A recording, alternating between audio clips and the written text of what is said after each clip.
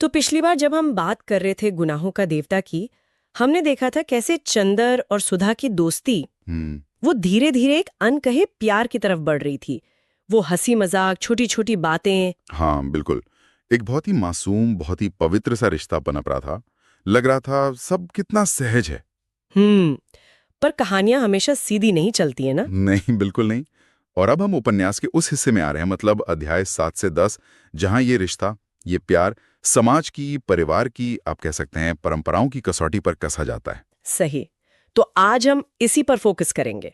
प्रेम और ये जो बाहरी दबाव है, इनके बीच का संघर्ष। खासकर सुधा के लिए वो शादी का प्रस्ताव और उससे जो उथल पुथल मचती है। हाँ, क्योंकि यहीं से कहानी एक बहुत ही, मतलब भावनात्मक रूप से शायद सबसे मुश्किल, सबसे दर्द भरे दौर में चली जाती है। लगता है यहाँ त्याग, वो अंदर का संघर्ष, खामोशी, ये सब हावी होने लगता है। बिल्कुल। तो आज हम इन्हीं अध्यायों को थोड़ा और गहराई से देखेंगे, समझने की कोशिश करेंगे कि ये प्रेम, कर्तव्य, बलिदान, इनका ताना बाना कैसे बुना गया है और ये चंदर सुधा को कहाँ ले जाता है। चलिए तो फिर इस सफर में आगे बढ़ते हैं। कहानी में जो पहला बड़ा मोड़ आता है वो है जब सुधा के पिता डॉक्टर शुक्ला, जिन्हें चंदर पिता जैसा मानता है और वो भी उसे बेटे जैसा ही प्यार करते हैं, वो सुधा के लिए लड़का देखना शुरू कर देते हैं। ये बात थोड़ी अटपटी लगती है ना उनके रिश्ते को देखते हुए। हाँ, अटपटी भी लगती है और शायद उस समय के समाज की सच्चाई भी दिखाती है।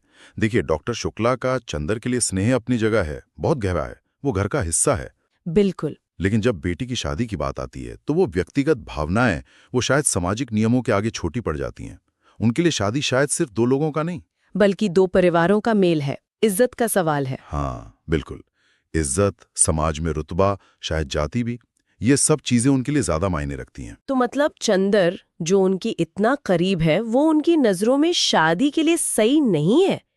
ये कितना कितना दुखद है दोनों के लिए। यही तो टकराव है, व्यक्तिगत रिश्ता और सामाजिक ढांचा। डॉक्टर शुक्ला के लिए चंदर घर का लड़का है, एक प्यारा बच्चा है, लेकिन वर्ग के लिए जो पैमाने हैं, शायद आर्थिक स्थिति, परिवार का नाम, सामाजिक सुरक्षा जिसे कहते हैं। हाँ, वो सामाजिक सुरक्षा वाली बात, चंदर का दिमाग, उसका दिल, वो शायद इन सामाजिक पैमानों पर फिट नहीं बैठते उनकी नजर में। और सुधा, उस बेचारी पर क्या बीतती होगी जब उसे ये पता चलता है कि उसके पिता कहीं और रिश्ता ढूंढ रहे हैं, जिसके इर्द गिर्द उसकी दुनिया घूमती है, वो चंदर। सुधा के लिए तो ये जैसे जैसे बिजली गिर गई हो, वो अंदर से बिल्कुल टूट जाती है। उसकी दुनिया जो चंदर के आसपास ही थी, वो बिखरने लगती है। उसे एक ऐसे भविष्य के बारे में सोचना पड़ता है जहाँ चंदर नहीं है, जो उसके लिए अकल्पनीय है।